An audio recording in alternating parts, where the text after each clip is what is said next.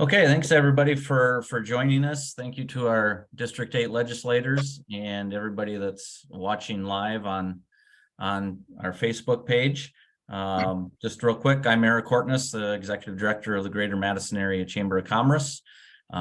Here having our legislative Cracker Barrel this morning. Let's start off by just doing some introductions. Let's start with Senator Crabtree, what committees you're on and any bills your committees are or will be working through here the last few weeks of session. Well, thanks, Eric. I appreciate you setting us up, and what a great way to get some of the news out that's happening out in Pierre. You know, right now we've got 2 weeks left in the session, so this would be our fourth quarter if we're talking about this in the terms of football or basketball. But we're in a great position right now. We've done some awesome things as far as the legislature is concerned. We've made some historic investments into infrastructure that'll give us a long-term return. We've got some tax cuts we've already made and some more that we're discussing. So we're putting more money back into people's pockets. And, you know, Eric, one of the other things is no matter if we're in Madison or Arlington or D. Smith or any one of our communities in District 8 or anywhere in South Dakota, we know workforce is one of the toughest issues and challenges we face. And so we have tackled that as well.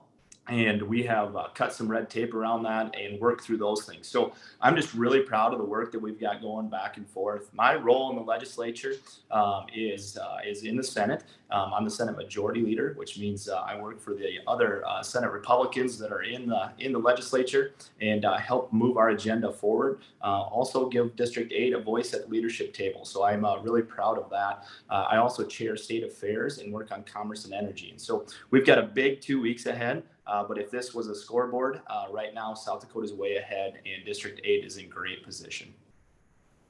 Thank you. Representative Reich. Hello, good morning. Can you hear me, everybody? Okay. Yep, go ahead. Well, I'm Tim Reich. I'm the new guy.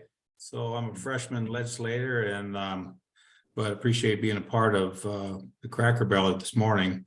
I sit on 2 committees that meet full-time. That's the House Education and House Judiciary Committee. We've been very busy with a lot of bills, quite honestly. And everybody's got an interest in education and they've got ideas about how we can improve it. We've got some serious problems in education by way of a teacher shortage. And so I brought a couple bills to try to address that. Honestly, we just need to start paying our teachers some more, and we need to elevate the importance of teachers in our society. So that's probably an area I've been working on a lot. In House Judiciary, we get everything from soup to nuts over there. And, you know, I try not to talk on every bill, but I do have a background that be a sheriff and running the corrections department for South Dakota that I feel I have a lot to add in some of those areas. Got another bill I'm working on, jury pay bill. People, you know, everybody's a candidate to be on the jury, right? And we need a jury that's a cross section of society.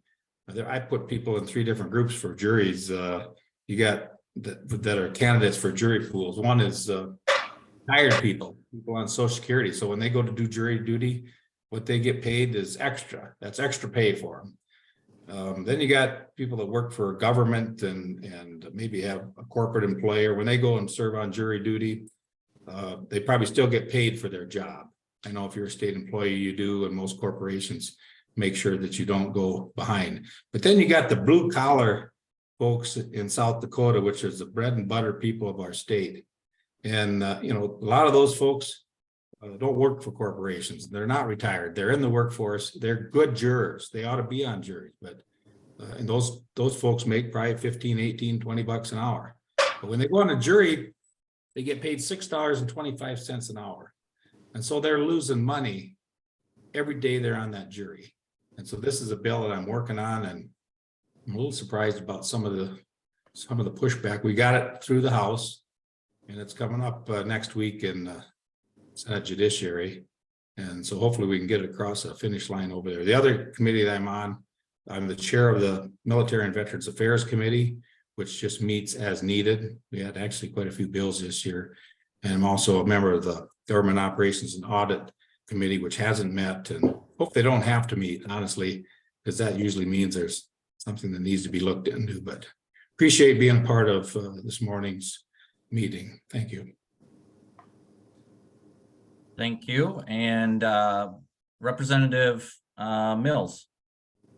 Good morning, Eric. I want to thank the chamber for sponsoring this morning and for allowing us to do it via Zoom. I'm sitting at my kitchen table, and if I'm squinting a little bit, it's because it's really white outside.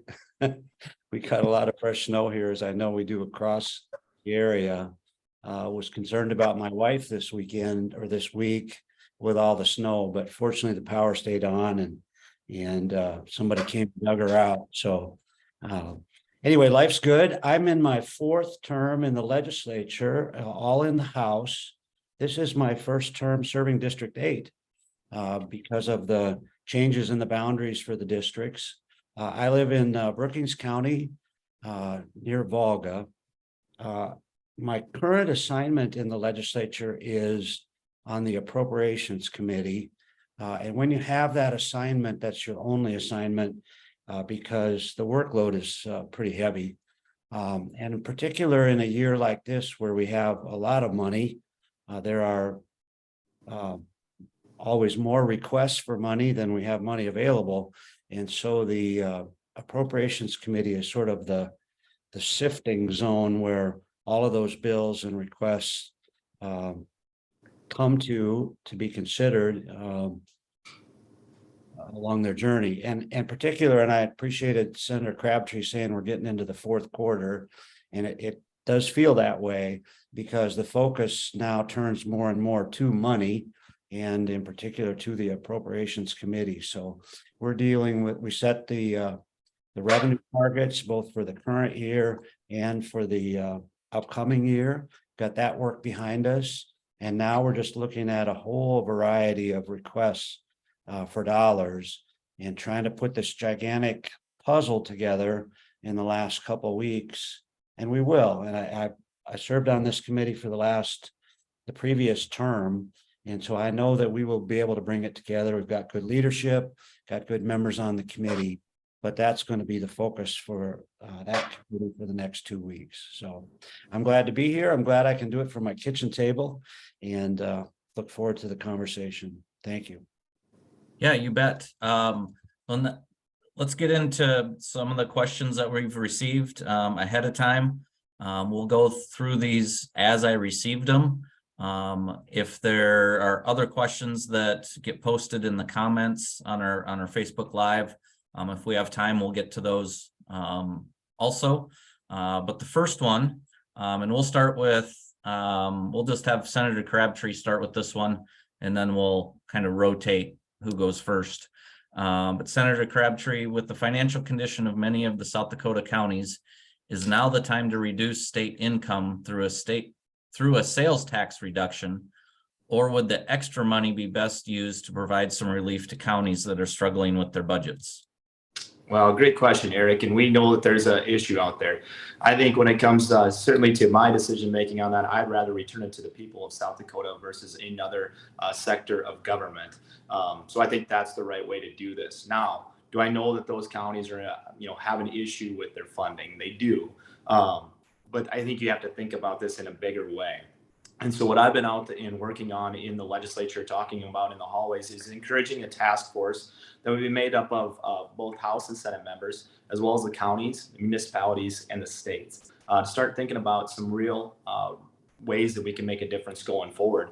Now, one of those ways, and this idea came from our own folks here at Lake County, is the number of things that they pay for that maybe should fall on something else. And so that is a great way to start. And when you talk about task force or interim studies, as far as the legislature goes, what you have to do is be super focused. And this would give us an opportunity to do that, and an opportunity to really look at the costs that the counties are burdened with. That maybe there's a cost share that would be more appropriate with the city and or the state. And so I think that's a great place for us to start, and we will start looking at that and go from there. Representative Reich. anything to add with that question? And just real, okay, I Yeah. saw you were on mute and I wanted to make sure you didn't start talking before you. Yeah, well, I'm old, Eric, so I appreciate the reminder on that. No, I'm with Casey on returning money to the taxpayer. And I think what the House has already done is we have pushed the biggest tax cut in history over to the Senate for their consideration, and the Senate's, I know, working hard on that. We hope that they'll adopt or maybe even enhance that tax cut to the general sales tax of South Dakota. I've got some concerns about the county ability to keep paying for everything, and I know John's probably going to talk about a bill that he brought that I did sign on to. It didn't make it, but I think it sends a message that kind of like what Casey says, we know there's a problem, something needs to be done, and exactly what's going to happen is yet to be seen. But I'm all for putting money back in the hands of the taxpayers as directly as possible. Thank you. Representative Mills. Thank you. Well, I'm in agreement as well that a number one priority should be to get the money back to the people that it came from. And as Representative Reich said, we've done that in the House with one of the tax cut proposals that will impact every South Dakotan. That particular bill will save every South Dakotan about $116 a year. So you can do the math depending on the size of your family. But those are real dollars that people could use right now, and the government frankly doesn't need them. So I'm thankful for that. I hope the Senate will concur with that. We had other good ideas. I thought the food tax cut had merit as well, because we all buy food. But in the end, a choice was made, and I think the choice is a good one. So I'm in support of that and hope the Senate will also.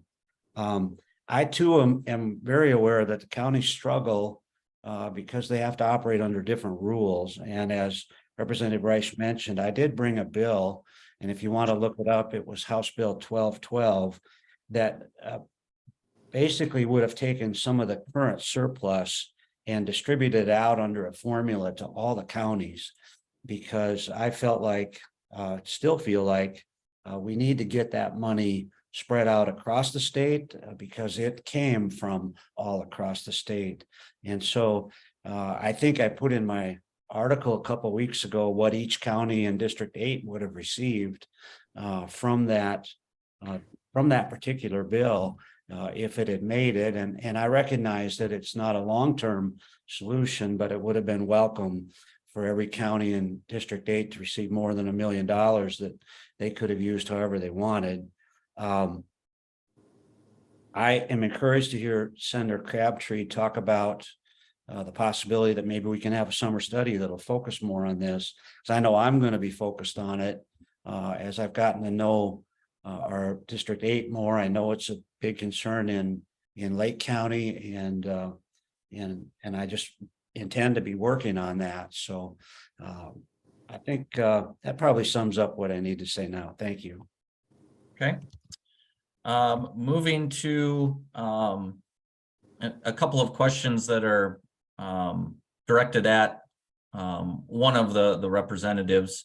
The first one is for Senator Crabtree. You were recently quoted in the local paper as saying, letting the government pick winners and losers runs contrary to our values and is not how we do business in South Dakota. Can you please explain how a yes vote on SB 41 isn't the government picking winners and losers? Yeah, great question. Thank you, Eric. Let's just be clear. So on SB 41, what that did is make everybody in South Dakota a winner. That's what that did there.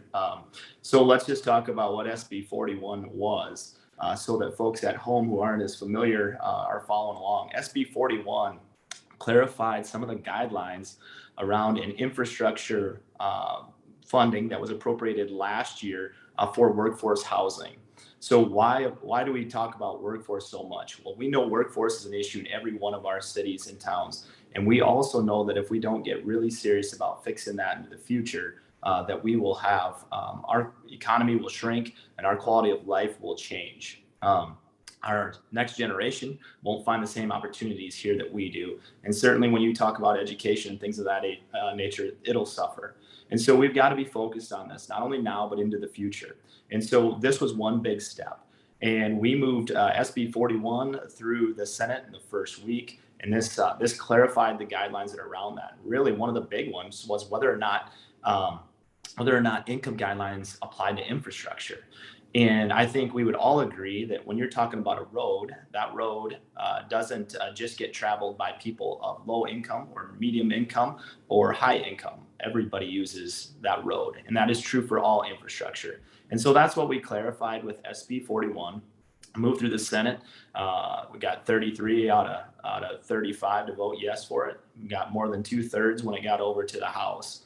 And so far this year, Eric, the governor's had two big celebrations where there's been a bill signing where it's been a really monumental change for South Dakota. One was SB 55, or no, it's a House bill. It was an $18 million tax cut. I got the pleasure of joining for that one, but also for this one. And the room was packed for this. And so what you had on this, Eric, was every single proponent was from these communities. And if you take Madison, you take Howard, you take Volga, you take Arlington, Lake Preston, D. Smith, every one of those communities before we went into session had called a meeting. I met with every single one of them, and this was their number one priority. So I'm extremely proud that the legislature moved that through and moved it through in a quick manner so that we can start to tackle one of our state's toughest issues. Thank you. Next question is for Representative Reich. You recently said at a legislative coffee with District 7 and 8 that you supported the pipeline, the Summit Carbon Solutions pipeline, because it helped farmers. Knowing that farmers will only receive premium prices with states who have enacted the low carbon fuel standard, is it beneficial to the farmers knowing that only sales to certain states fall under the premium price guidelines? Well, that's a lot of words in that question. I guess I'll just make it clear. Maybe I wasn't clear earlier. The constituents that made the most effective argument to me on the bill that would have cut off the pipeline coming through our district were the soybean and corn farmers and the plants that process their product. Hey, let's face it. Agriculture is the biggest industry in South Dakota. When you look at District 8, it's ag.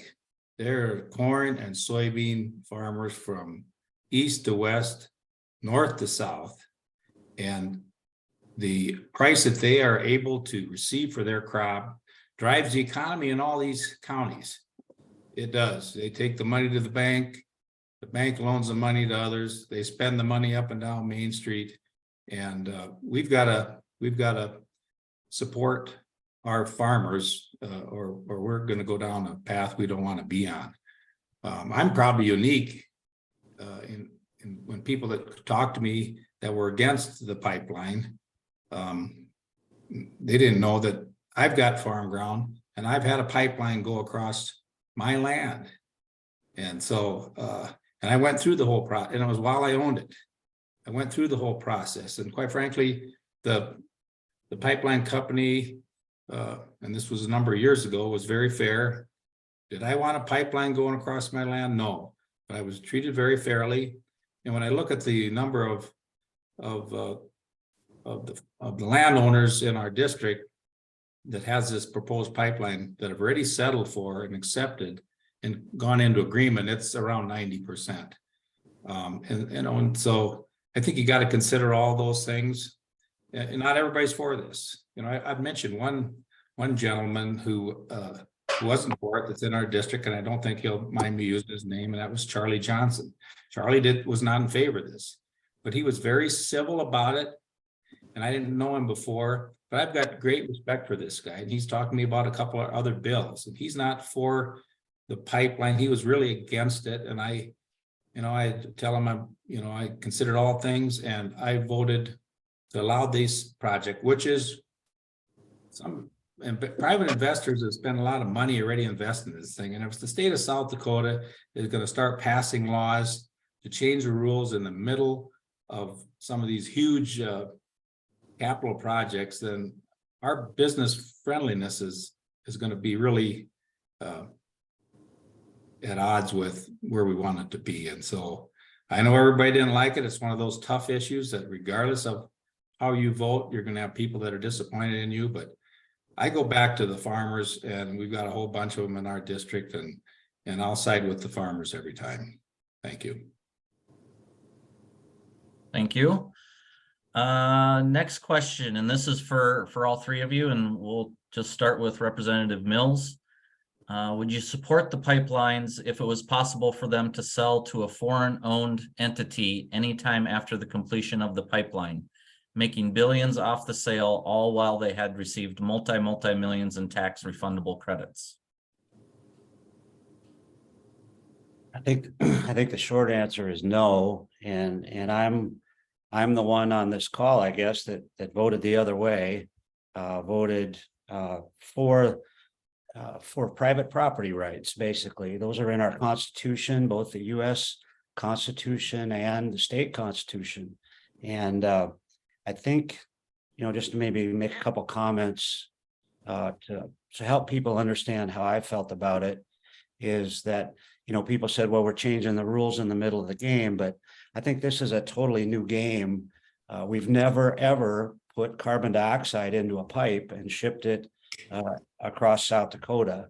And so I don't think businesses or companies have a right to assume they can just ship something that's brand new across our state. I mean, we wouldn't feel that way if it was nuclear waste.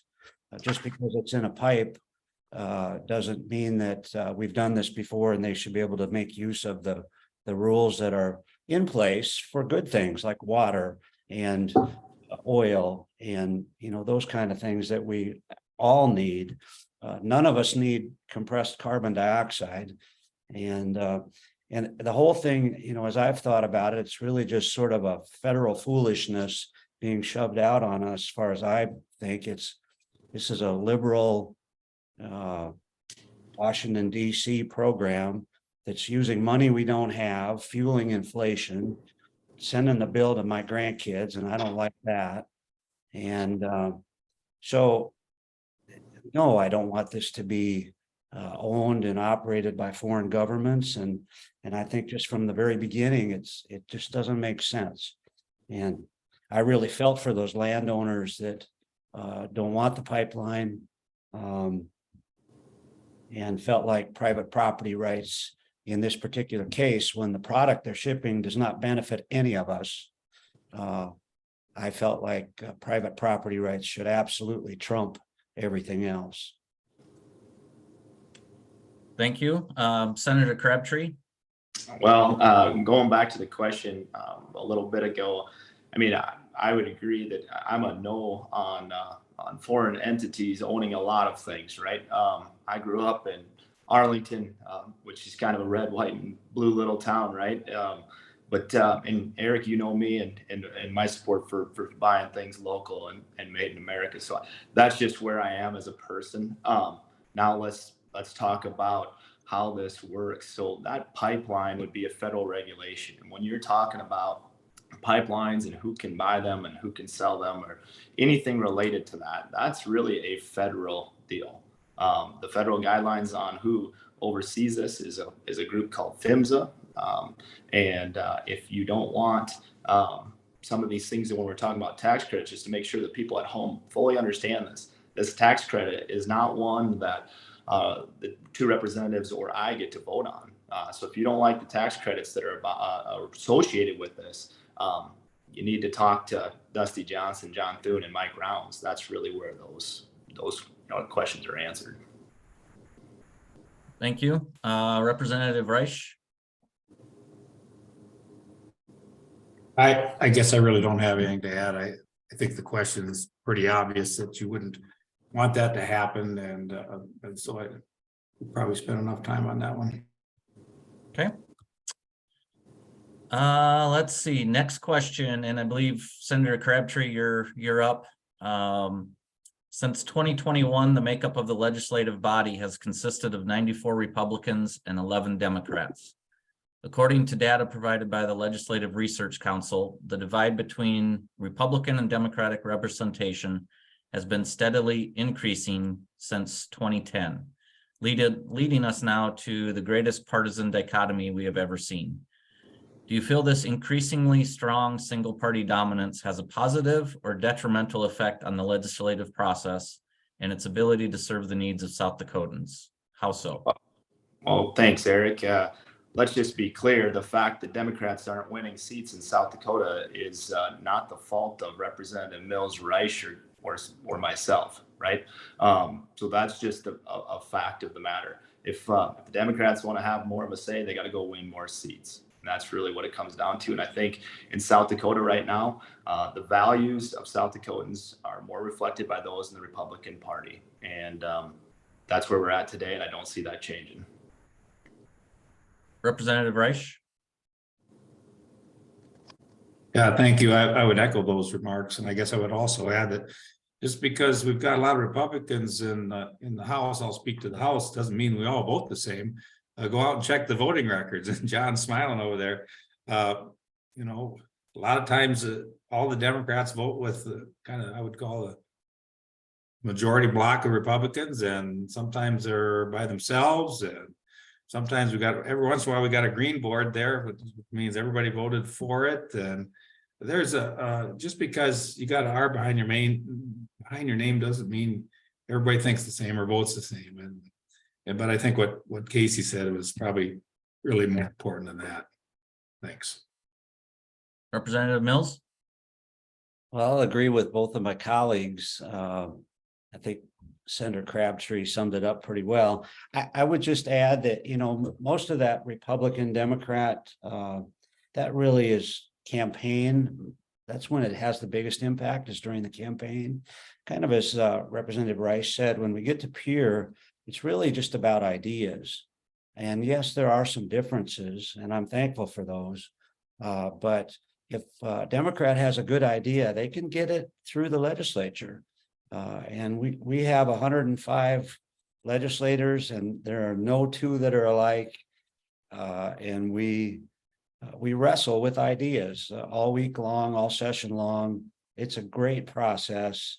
Only the really good ideas get through. And so I love the process, and I'm not concerned about the Republican domination. I think it is reflective of the people. All right, next question, and we'll start with Representative Reich.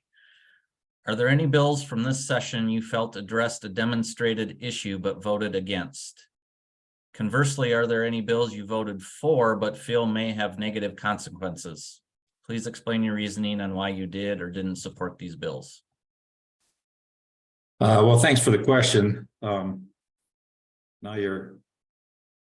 We had 450 bills filed this year, and about 249, I believe, were House bills, and 201 were Senate bills. And all of the House bills have already been killed or moved to the Senate. And a lot of the Senate bills have already come over. And so that means we've taken a lot of votes on a lot of bills. And you don't really have time to sit and after you voted on a slate of bills, and we vote on bills every day in committee and on the floor, to sit and ponder and wonder, God, did I make a mistake? Was there something about that bill that I didn't like or regret voting on it? There's something about almost every bill that's not perfect. You know, nobody has a perfect bill. And, you know, if somebody had a bill to give every taxpayer in South Dakota, every citizen in South Dakota $1,000, you'd say, well, why can't we give them 2,000? So, you know, I think the question suggests that I sit and only vote for bills that are perfect. And if they're not quite perfect and I accidentally voted on them, that I regret that. Honestly, you don't have time to sit, you know, you study the bills that you're going to be in front of your committee the night before, And for me, I have two committees on Monday, Wednesday, and Friday. So when I get there Monday morning, I'll have committees, the Education Committee from 7:45 to 9:45, and have judiciary from 10 to noon. And oftentimes it goes to noon. And so there's a lot of bills that you have to read and know. And then you get out on the floor and there's a whole bunch of more bills.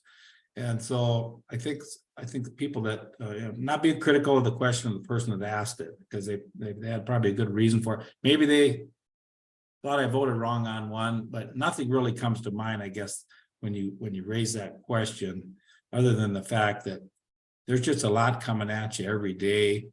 All you can do is do the best you can on them. Try to read the bills ahead of time, talk to people that maybe know more about in that area. Read your emails, constituent emails, and we get a lot of emails too. We get a lot of emails. I think we've been in session for 28 days or something like that now, and thousands of emails. And so we aren't always able to read everything and synthesize everything for every bill. But believe me, we're doing the best we can. Thank you. Representative Mills. Well, I like my district mate's answer. He's right on in every respect.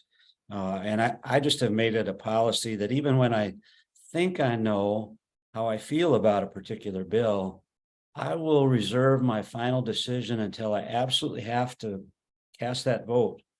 Because you just want every piece of information that's available. You know, when you hear one side, and that's all you hear, you think, well, that makes sense. But then you start to hear the other opposing views or a different perspective, and makes you wonder, what is the best decision? So I always hold my final decision until the end, just in case somebody would bring something up that I hadn't thought of that would change my mind. Representative Reich is correct that we deal with so many things that you deal with it, and once you're done with it, you kind of forget about it. And so I haven't tracked bills. I don't never intentionally vote for something that I don't think I'm making the right choice, and never spend a lot of time after we've dealt with issues, worrying about them or wondering if I made the right choice. So I think I hope that's helpful. Senator Crabtree. Yeah, so I think one thing that folks at home should know is obviously we take a lot of votes on a lot of bills. I know my colleagues spend as much time as I do studying every one. I go out and I seek people who are for that bill. I go out and I seek people who are against that bill on each time to try to gather as much information. We study it day and night. Now, here's the detail is when you read the title of a bill, you might really like it. You might love the intentions of it. You might like what they're trying to do, but you might not like the mechanism in which it does that. And that's the real detail. So the old saying is don't judge a book by its cover. The same is with these bills. You don't necessarily judge them by what the title says or what they're hoping to do. You have to look at the details and how that applies really in everyday South Dakota life. And so those that's the tough work that you do when you're a legislator, and that's what separates the really good ones from the rest, is going out there and doing that homework. And I know my colleagues that are on the line today do that same work too. And so we go out there and we work really hard on those. And when they're done, you vote your conscience. I mean, you vote for the beliefs that you have in your heart, and the values and the reason why you're serving, and you vote for that, and you move on to the next one. Here's the beauty about the legislative process. It always works out. You might not agree with it, but it always works out because that's what it takes a majority of the folks to get it done. And it's really tough to pass a bill in the legislature, and it should be. It should be very hard to pass laws. It takes 2/3 of both to pass something that has to do with spending, and it should be. You're spending somebody else's tax dollars, so it should be tough to do that. So it takes a lot of work to get those things done, and sometimes you got to work to get that bill just right. And then you move on. And the best part of this thing is, Eric, is if something isn't right, in 9 months, we'll get a chance to go back there and work on it again.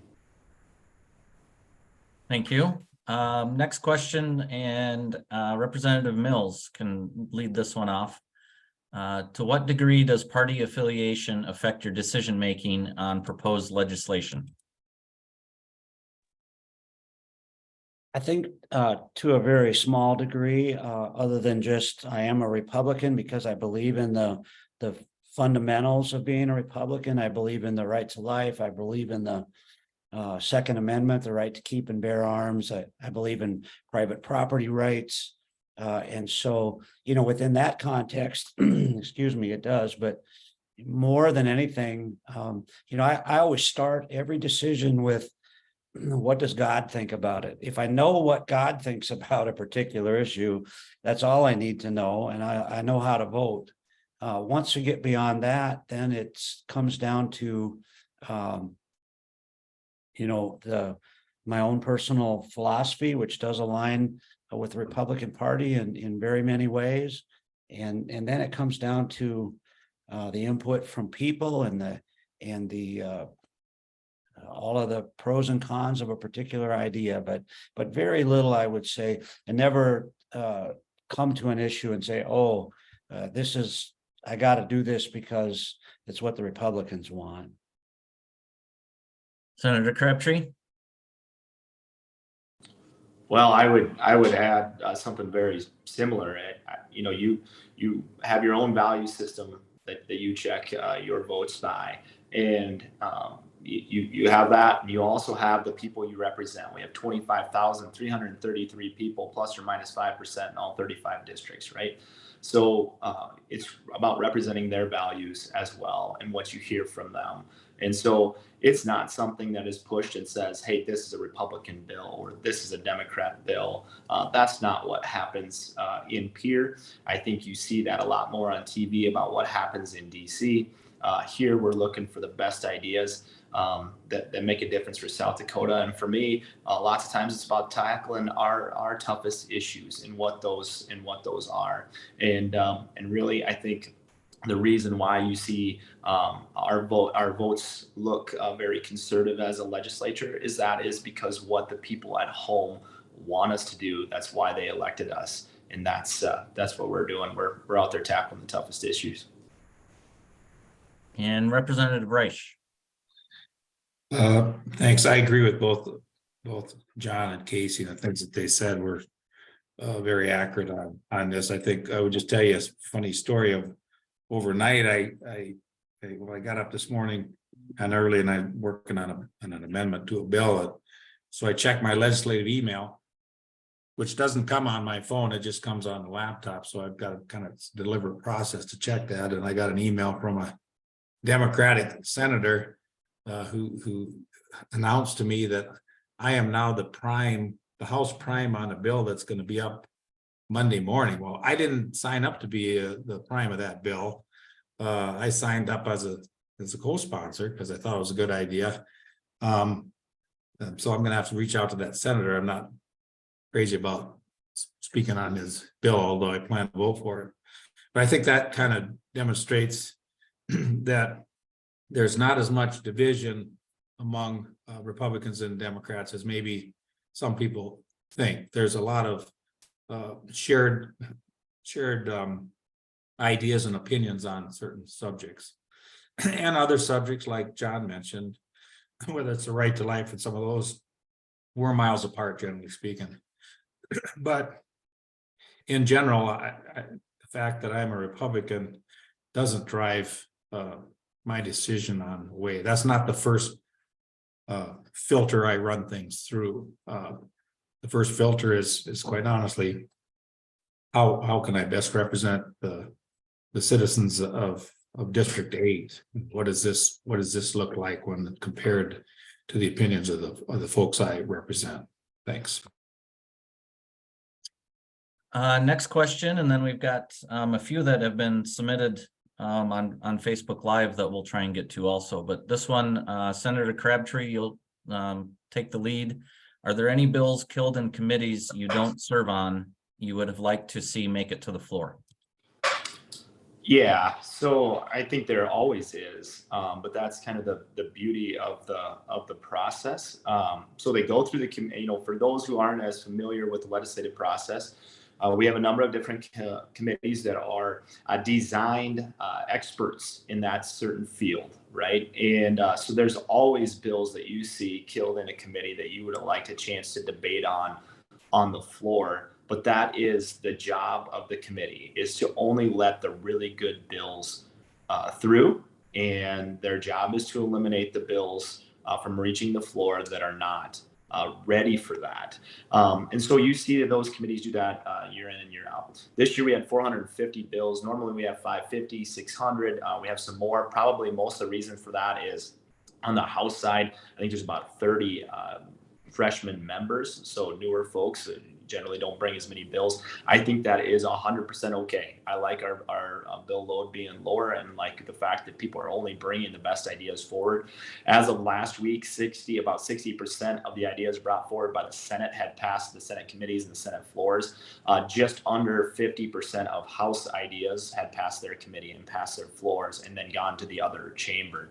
And so I think you're seeing just the best ones come through. So yeah, there are some ones that are out there.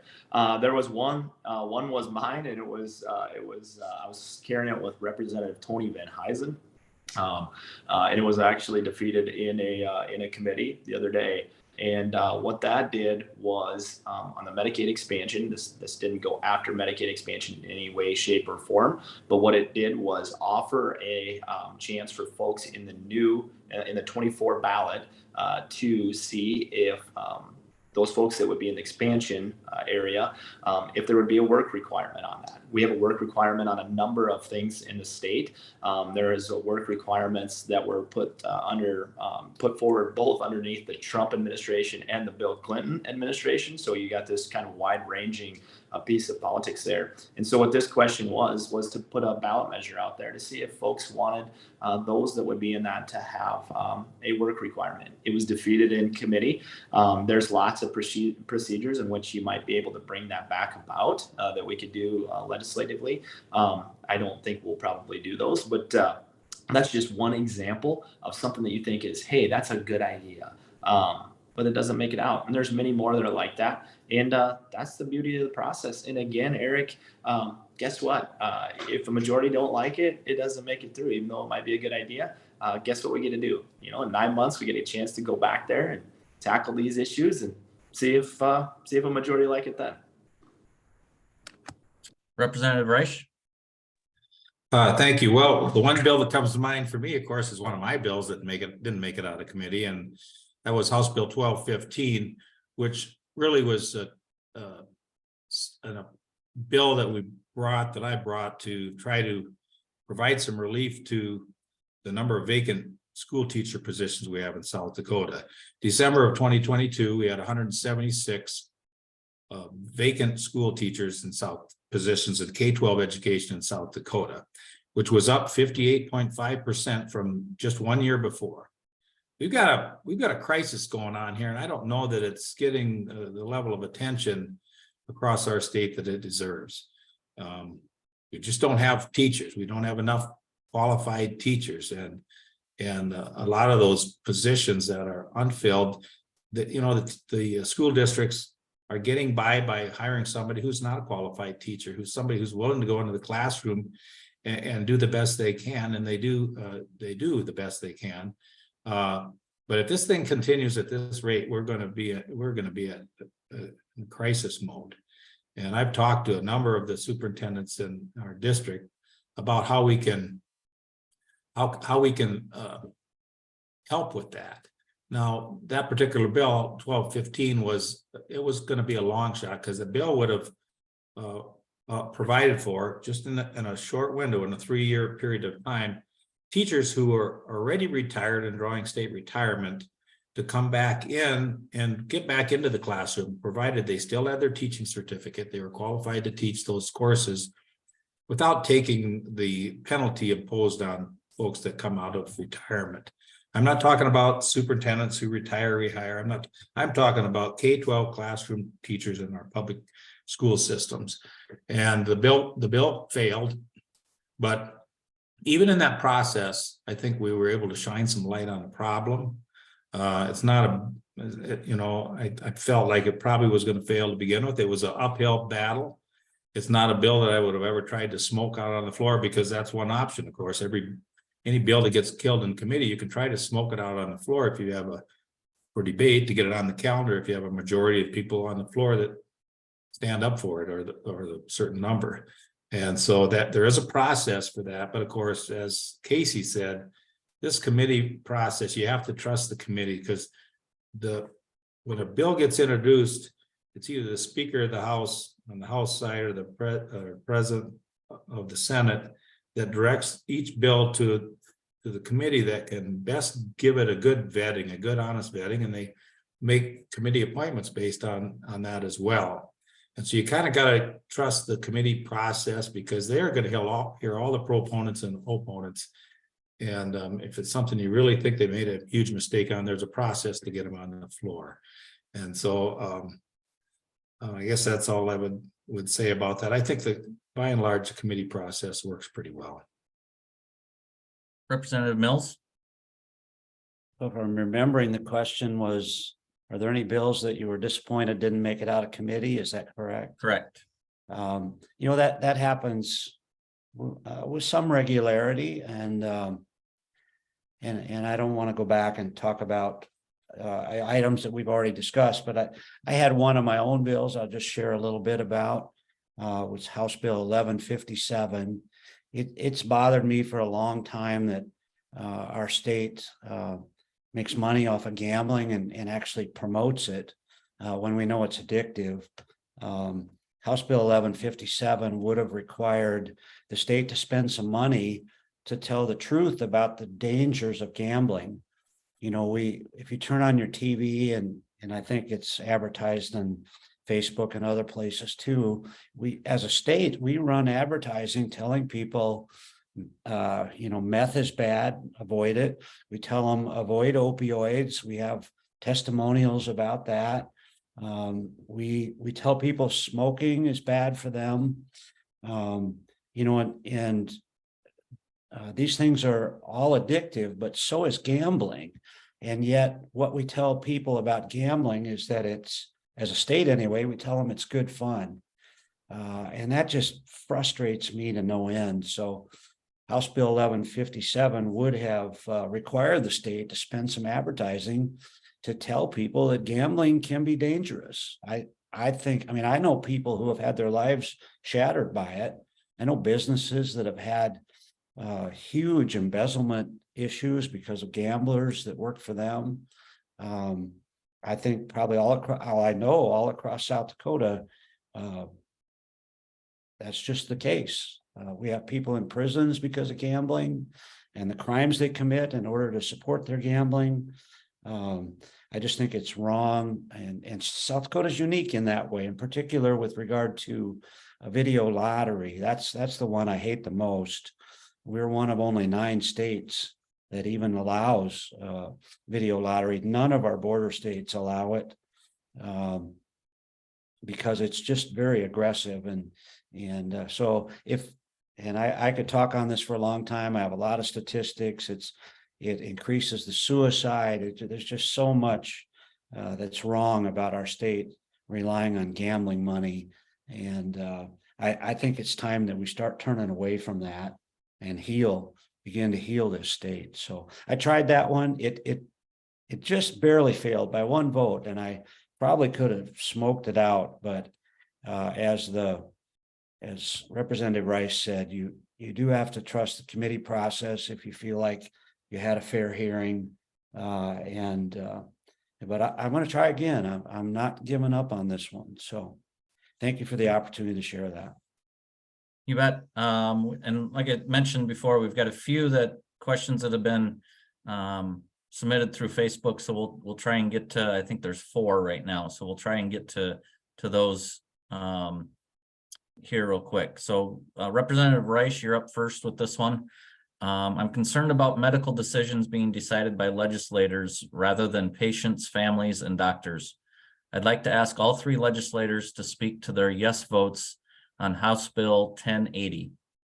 Where's the line between what we get to decide for ourselves and our families as South Dakotans? Okay, hey, thanks for the question. And maybe not everybody on the, I don't know how many people are even watching this, but House Bill 1080 was the bill that was somewhat controversial. It had to do with young people, children, people under 18 who were going to have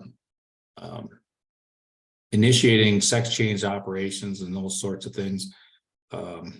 Hormone therapy, I think, was a part of it, which I wasn't as opposed to as undergoing surgery to change genders. And these are permanent changes. And some people say, well, you can go back and undo that and have another surgery later if you change your mind. And I think the thing that bothered me about this is we're talking about children, and I understand that some young people have serious concerns about their gender, their God-given gender, and they feel that some sort of disconnect there, and I empathize with them and their families, because it's not made up, it's real stuff. But the bill as it was written wasn't something that I could vote against. I look at that bill and I thought, well, I didn't like the bill. I don't like going down some of these paths. But the thing about being a legislator is that you're going to vote on every bill. They don't come to you and say, hey, would you like to make any changes on this bill before we introduce it? They introduce it. They get sponsors and they introduce those bills. And they're off and running. And you got to vote yes or no. You can't you can't go to the bathroom. You can't call in sick. I mean, you can. I won't do that. But so some of these votes are tough.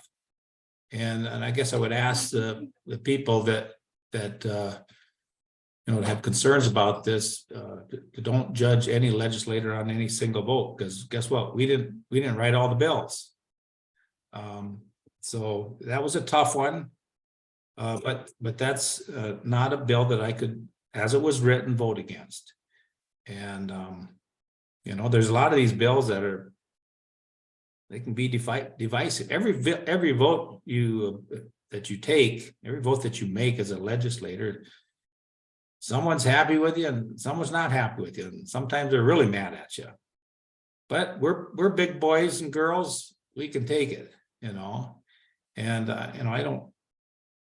not going to start apologizing for every vote I take, and that's not what the person that asked the question is asking for me to do. So if I'm rambling here, I apologize for that.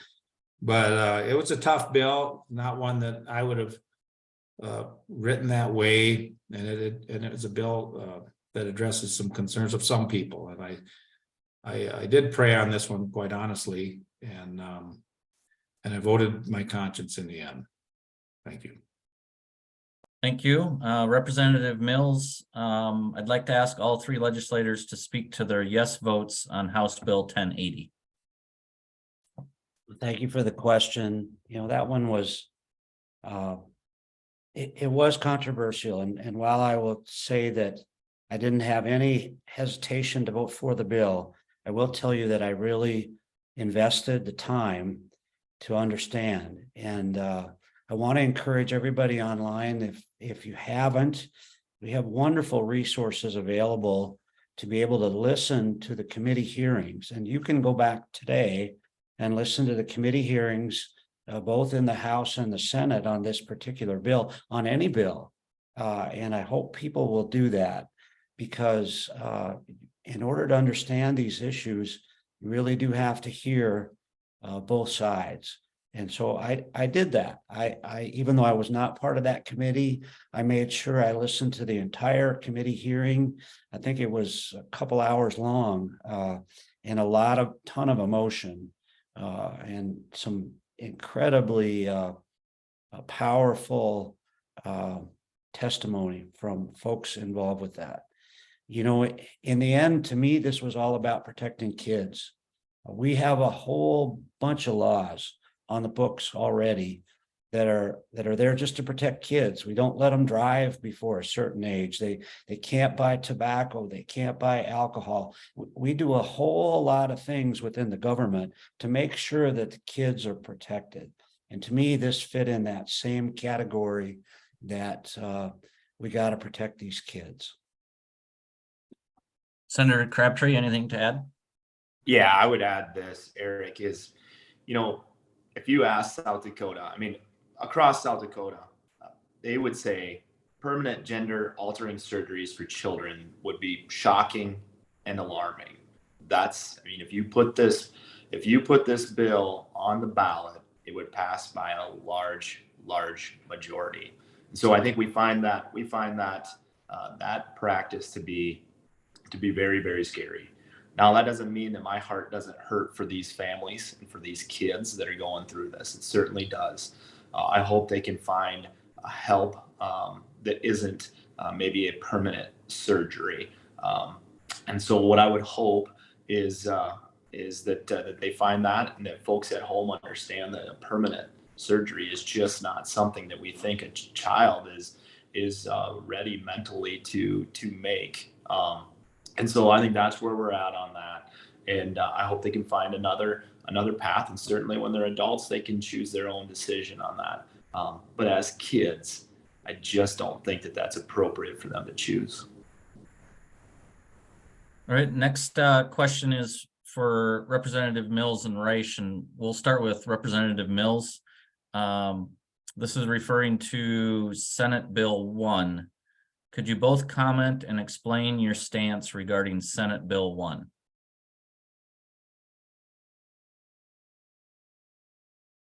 I got to look at Senate Bill 1. I'm trying to remember what it was. Sorry for the delay here. That's okay. When somebody else has to go first. Well, for one thing, it hasn't made it.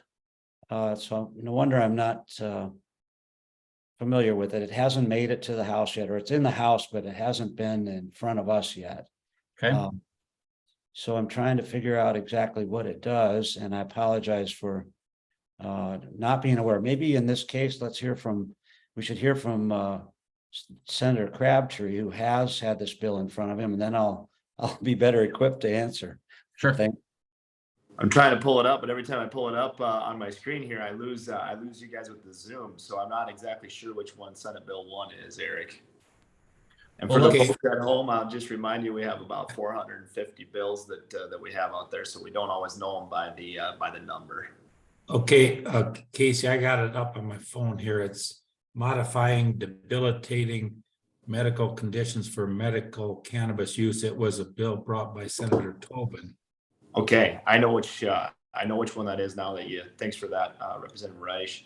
So that is that bill we heard obviously very early in session, and so what I can tell you from my memory on that is that came from the work group that works on this over the interim study.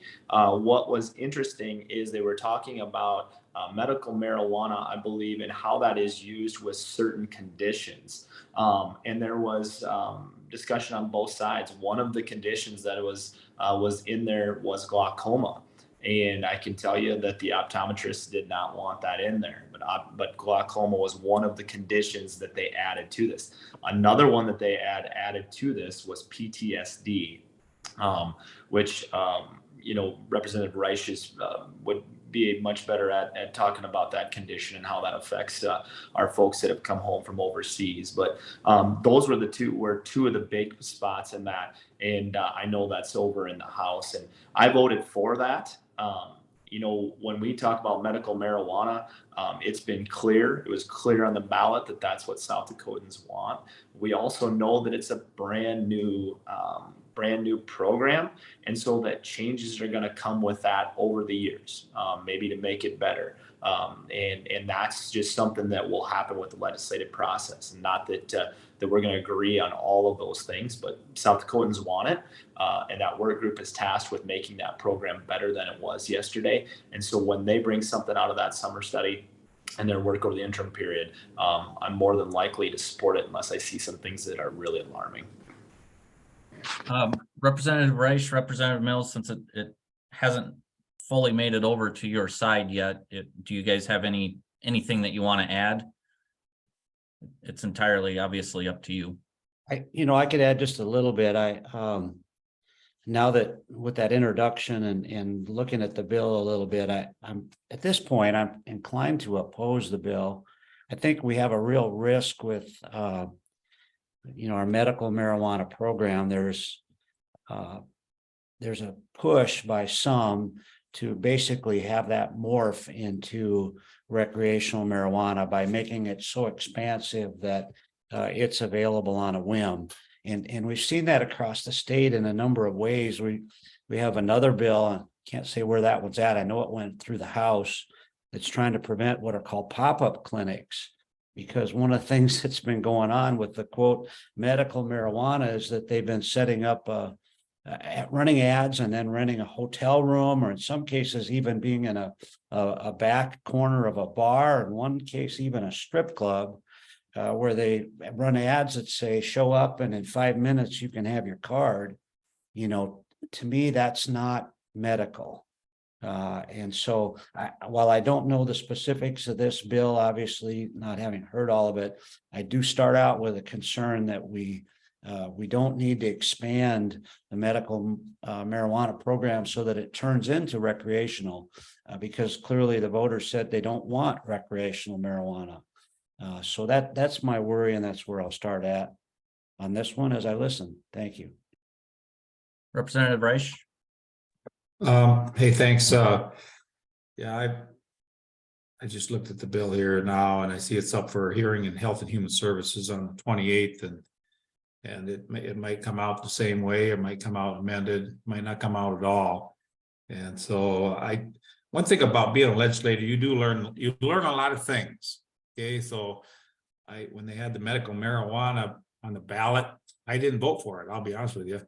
And because I thought that of all the drugs that we got these pharmaceutical companies, and they got thousands, tens of thousands, hundreds of thousands of drugs.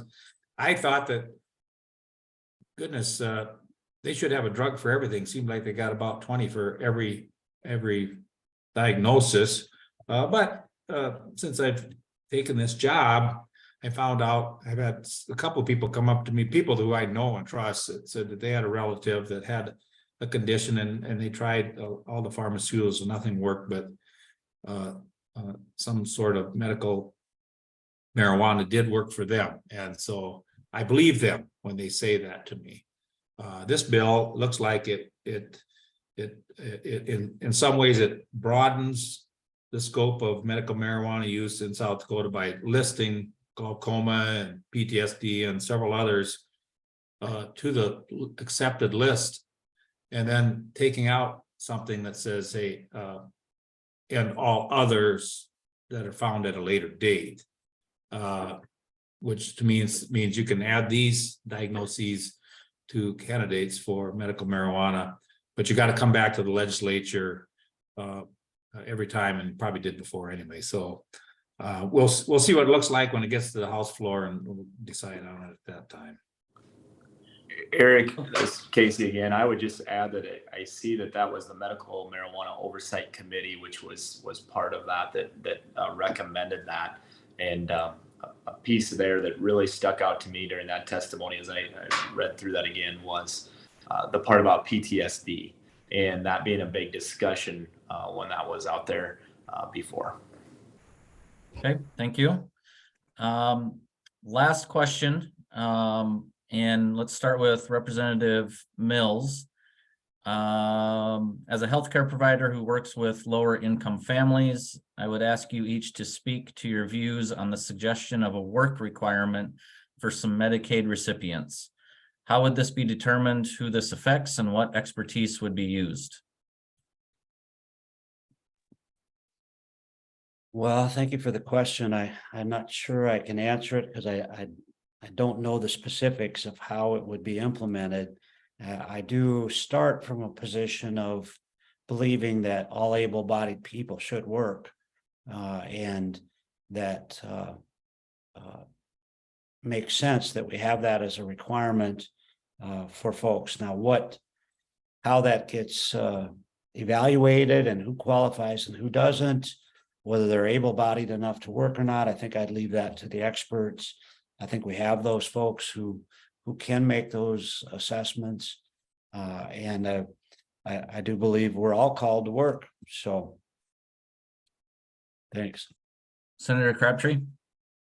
I'd be glad to answer that one. So we had HJR 5004. And so what this is really focusing on is the expansion population. Okay, so it's clear that the voters wanted Medicaid expansion. Nobody's questioning that. What we're talking about is the question before that. What that would have done is put this on the ballot 2 years from now. And the question would have been, do we want to incentivize those who are able to work to work? And I imagine most South Dakotans would say yes. That's really what that is. Now, when you gotta separate this out, because if you look at the Medicaid population, those would be folks who are mostly unable to work. So we're not questioning those who are dealing with are past retirement age, or their children, or have debilitating conditions. That's not what we're talking about. And so I think most times, South Dakotans would definitely want to help those who need help, but we want to make sure that we are not that we're helping up and not handing out by and large. And so that's what we were really focused on with that. And I think that there's a vast majority of South Dakotans that would agree with that. Representative Reich?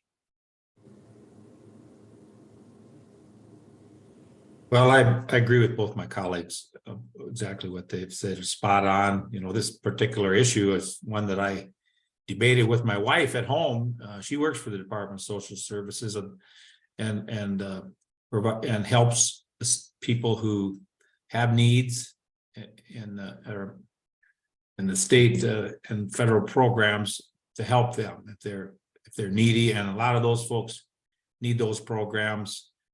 And I'm all for it. I'm not the sort of person that thinks everybody's got the same capabilities. Some folks have got some real challenges, and one of the jobs of government is to help take care of people that've got special needs. But there are some folks, I think, that could be working that have been disincentivized towards work, and for maybe COVID, there was rules changed, there were benefits handed out, rules suspended that had nothing to do with this Medicaid expansion. And I think that has contributed to our workforce challenges in South Dakota. And so I think if you're able to work, you should work.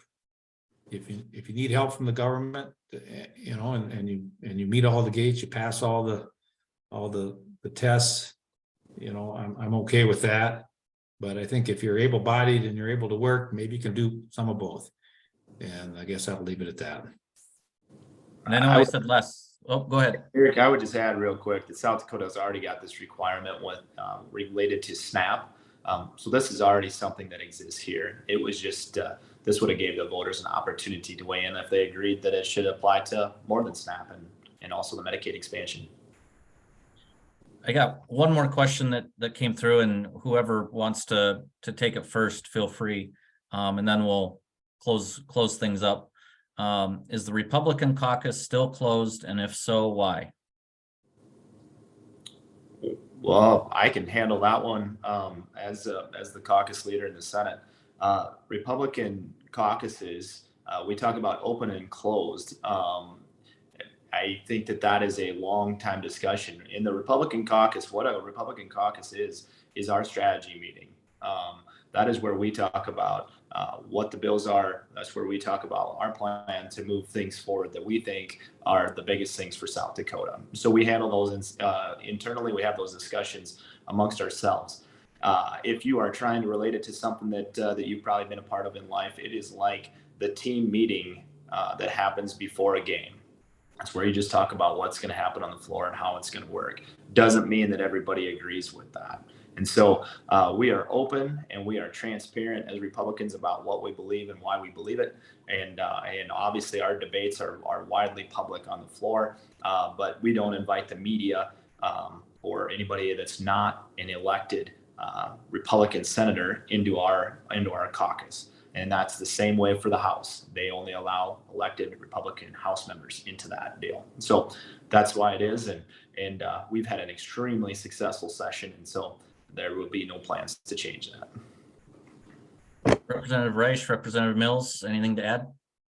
I'll just add a brief perspective, I guess, from the House. I think, the majority leader in the Senate said it well. The thing that happens within that caucus discussion that's so valuable to us is that you have the ability there to say things that you would not say in public, and they can oftentimes be really helpful. You don't have to sort of couch your words. You can just be very direct. We do have some very robust discussions and debates behind those closed doors. And I think that helps avoid, some public situations that no one would enjoy and would not be productive. So I think it's a good process, and I hope it continues. Representative Reich?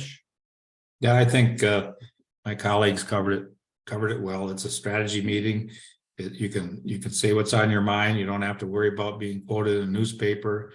You can maybe share some things with your colleagues that you wouldn't want to talk about on the floor, but that provide good context and another perspective or a personal perspective that maybe otherwise wouldn't be known, that could be helpful in how they decide to vote on a bill. So it's a good process. Okay, thank you to our District 8 legislators for jumping on here. I'll just make a couple of points and then open it up for you three to close up things. On the side of, if there were questions that were put in the Facebook chat or anything like that we didn't get to, or if you have other questions that come up, definitely reach out to the District 8 legislators. Their contact info is on the Legislative Research Council website. I think one thing they always try to stress is in the subject line, make sure you put District 8 or the specific bill you're referencing. We try to keep this to around an hour. We went a little over today because we had so many good questions, and we're never going to be able to get to all the questions. So if you have specific ones, reach out to them and get their opinion on it. Representatives Mills, Reich, Senator Crabtree, whoever wants to start and close up things, feel free. We should probably let our senator bat cleanup. So I'll kick it off. I want to thank Eric and the chamber for hosting this. Again, I think the Zoom option is convenient, especially when we got a short weekend. And so I appreciate that very much. It's a privilege to serve District 8. I still have a lot to learn about the district and the people, and I'm doing what I can to do that. I appreciate both of my colleagues. I think, we don't always agree, but I know these are honorable men who are of good moral character, and I can tell you they show up every day and they work hard. And I'm grateful for that. I know they're sincere. And so I want to thank them. It's a privilege to serve alongside of them. And again, just thank all the people for engaging, because this political process that we have can be a little messy and a little frustrating, but oh, is it wonderful, because it gives us freedom. And I love freedom. I love South Dakota. And thanks again. Representative Reich. Thank you, Eric and Chamber. I appreciate the opportunity. And I'm out in Rapid City. My daughter's a cheerleader for the Howard wrestling team, and so we're trying to get out here. And even though we are not in the dual tournament, we had a number of wrestlers that were in the individual tournament. But I agree with John that I think that District 8 is represented very well and good, hard-working folks. We're doing the best we can. I would tell you that being a legislator is not for the faint of heart. It's not for the faint of heart because a lot comes at you. And we try to get through our email messages, and I'll be real honest with you. People that are polite and professional in their questions and not yelling and screaming and mad at me and threatening. I have a tendency to take those sorts of emails, not that I get a lot of them, more seriously. And I do the best and I will answer every email from one of my constituents. And if I get a bunch of emails from Vermont and New York, California, and Box Elder and Rapid City, I don't pay too much attention to those because there's just not enough time to read them all. But I'm doing the best I can, and I take this work very seriously. I don't regret running. I'm glad my wife gave me permission to run because that's really what it came down to. I don't know if she'll let me run again, but we'll cross that bridge when we come to it. But I find the process very interesting and very rewarding, worthwhile. I enjoy being your legislator. I'm honored to represent the people of District 8, and please do not hesitate to reach out to me because that's what it's all about. Thank you. And Senator Crabtree. Well, thanks again, Eric, for hosting this, and I just want to say I'm incredibly proud and humbled to be able to serve District 8. I grew up here. We've obviously made this our home. Our kids go to school here, and this will be where they bury me in the ground.